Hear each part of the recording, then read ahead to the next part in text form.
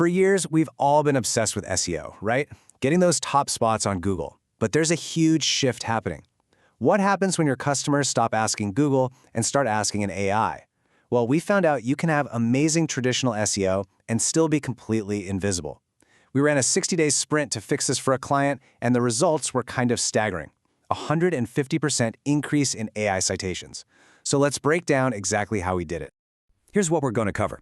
We'll start with the problem our client was facing. Then I'll walk you through the 4-part strategy we developed and how we rolled it out. Next up, the fun part, the results, the actual numbers. And finally, we'll talk about the biggest lessons we learned and a simple action plan you can start using today. So let's set the scene. Our client is a B2B SaaS company. They're in the project management space. And by all the normal metrics, they were crushing it. You know, solid page 1 visibility for all their main keywords. But in this new world of AI search, they were basically a ghost. And this right here, this tells the whole story. On day 0, you can see their traditional SEO was looking good. But look at this, 0 formal AI citations. The only time their brand was ever mentioned was from a couple of ancient forum posts. This is that AI invisible problem. A potential customer could literally ask an AI, what's the best project management tool, and our client just wouldn't even exist. Just so we're all on the same page here, when I say AI citation, I mean the AI model explicitly names you or your content as a source. This is way bigger than just links. It's about the AI learning from, the entire internet that your brand is a trustworthy, authoritative answer. It's the difference between being found and being recommended. With that in mind, we set a really clear and measurable goal. The target was ambitious. We wanted to double our AI citations and brand mentions in just 60 days. This wasn't about some vague idea of visibility. No, this was a focused sprint with one critical KPI. Okay, so to hit a goal like that, just tweaking a few title tags was never going to cut it. We needed a completely different mindset. We had to go beyond traditional SEO and embrace what people are now calling GEO, Search Everywhere Optimization. The whole idea is to build trust signals for your brand across the entire internet, not just on your own website. So our GEO strategy was built on these 4 pillars. First, we had to restructure their content specifically for AI. Second, we needed a rock-solid technical foundation. Third, and this is a big one, was amplification, getting trusted third parties to talk about us. And that feeds right into the 4th pillar, improving our overall authority signals online. See how they all work together? For content, we had to start thinking like an AI. They don't read a whole page. They pull out small, self-contained chunks of information. So we started rewriting their key pages to be super direct, almost like a Q&A. We added TLDR summaries right at the top. And most importantly, we embedded unique, verifiable statistics that only they had. This made their content incredibly valuable and easy for an AI to just grab and use. On the technical side, schema markup was totally non-negotiable. It's basically a cheat sheet for AI that tells it exactly what your company is and what your products do. We also did a quick check to make sure we weren't accidentally blocking AI crawlers in the robots.txt file. You'd be surprised. But here's a pro tip.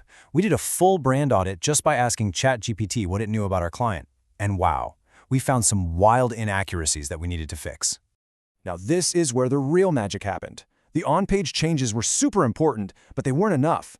The single biggest thing that moved the needle was getting our client mentioned on trusted third-party sites. We went after placements on best-of listicles relentlessly. We found relevant Reddit threads and just provided real, helpful answers. No spam. These external signals were like powerful votes of confidence that the AI could see. So how did this all come together? We didn't try to do everything at once. The whole strategy was carefully broken down into a focused 60-day plan. The first 2 weeks were all about the foundation, that brand audit and the technical fixes. That set the stage. Weeks 3 and 4 were a content sprint, overhauling their 10 most important pages.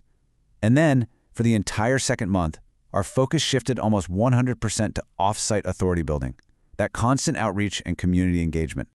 All right, so we did all the work, we followed the plan, but did it actually do anything? Let's get into the numbers. The headline number is this. We didn't just hit our 100% goal. We completely blew past it, achieving a 150% increase in direct AI citations. This was a massive, massive win. And if you look at total brand mentions, which is, formal citations plus just general inclusions and answers, the growth was even crazier.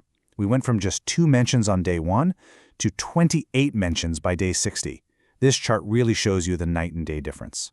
But this is where you see the real business impact. The vanity metrics are great, but look at the bottom line. High-intent demo requests shot up by 18%. This is proof that traffic from an AI recommendation is incredibly qualified. These people aren't just browsing. They've been told you're the answer, and they show up ready to buy. So what did we actually learn from doing all this? I mean, the results are fantastic, but the insights are what's really valuable for the future. Let's be totally transparent about what really moved the needle. Getting our client placed on those third-party best-of listicles had the biggest and fastest impact. Period. The on-page stuff was necessary, but it wasn't enough by itself. And creating broad, new blog posts, it did almost nothing in this short time frame. The lesson here is that specificity and authority beat volume every single time. If you take one thing away from this, let it be this. In the age of AI, your reputation is your ranking factor. You have to borrow authority from sites that are already trusted before you can build your own. And please remember, this whole GEO thing doesn't replace traditional SEO. It's an essential new layer that you have to build right on top of it. Okay, so that's our story. But what matters is how you can apply these lessons, like right now. Let's make this really actionable. Here are 3 simple things you can do this week. Seriously. First, audit your own brand. Go to ChatGPT and just ask, "What can you tell me about my company?" The answer might shock you. Second, pick your single most important service page and give it a makeover. Add a Q&A section and one unique stat. And third, find the top best of list in your industry and make it your mission to get included.